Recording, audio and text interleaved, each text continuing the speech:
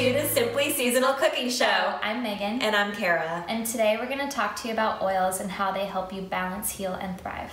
If you watched our video on fats, you'll see that we love to incorporate oils into our diet, but there's so many out there and it's hard to know which ones are healthy, which ones are not. So we're here to help you today distinguish between them. So a lot of the oils we commonly see either on the grocery store shelves or in restaurants come in these terrible jugs that are plastic.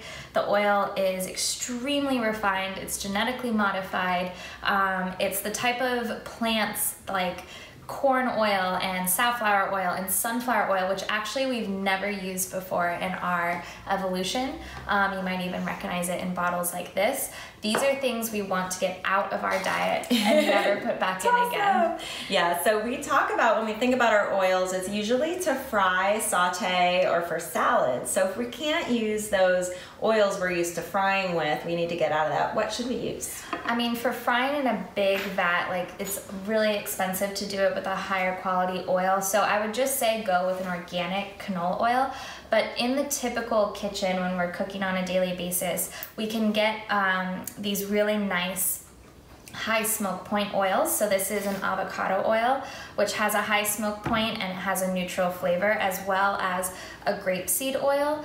And then of course this is sesame oil as well, which they use a lot in Asian cooking. They don't turn rancid when you bring it to that smoky temperature. Because at that point it goes from a healthy oil to an unhealthy oil. So using them properly is important. And a lot of times they'll let you know if there's a high temperature or low temperature cooking on the bottle. So look for that. One that sits in the middle is coconut oil, and there's refined coconut oil and unrefined. So the refined one is one that is meant more for the high temperature cooking, and it's been processed just a little bit to help with that, to help it get to that higher temperature. And then there's the unrefined, which is meant more to have for raw or baking, or you know, I love using it in my date balls, and it's a raw recipe. Yeah, it's what smells like coconut. And just when we're in winter right now, you know, kind of pump the brakes with the coconut oil, because it's from a tropical region, which means it's going to be very cooling. Summer. Yeah, so we want to do it more during summertime, and you can check out our episode about fats when we talk about butters and other warming fats. For the winter, yes.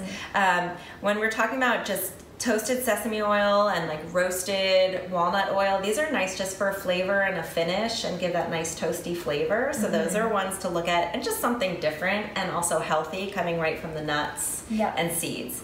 But when we get to olive oil, this is the one we all want to know about. It's a hot topic. Yeah, we use it on our salads, we use it to saute. It is not good to bring it to very high temperature. So you do not want to fry with olive oil. No, and even sauteing, you want to make sure that it's on that medium heat. You know, bring it to that high. You'll actually see sometimes the pan is smoking. That oil now is rancid. So that's when we can use these temperature oils, which will be the higher temperature.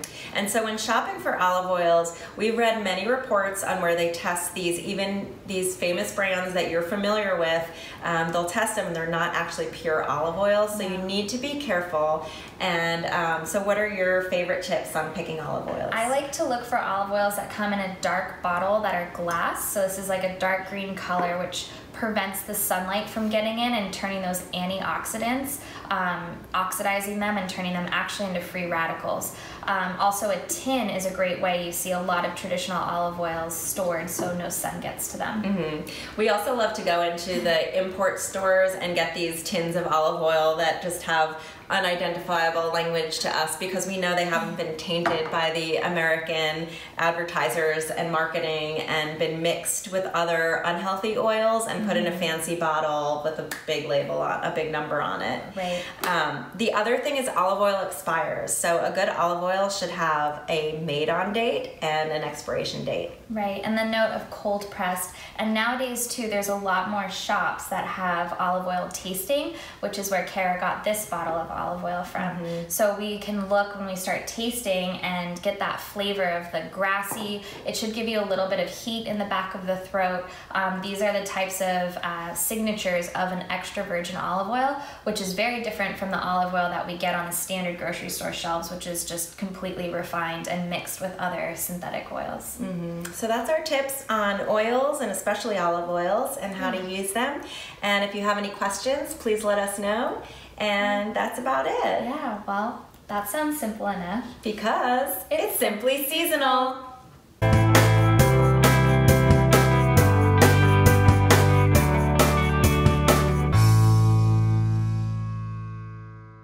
And today we're going to talk to you about fats and how, wait, what are we talking about? Oil.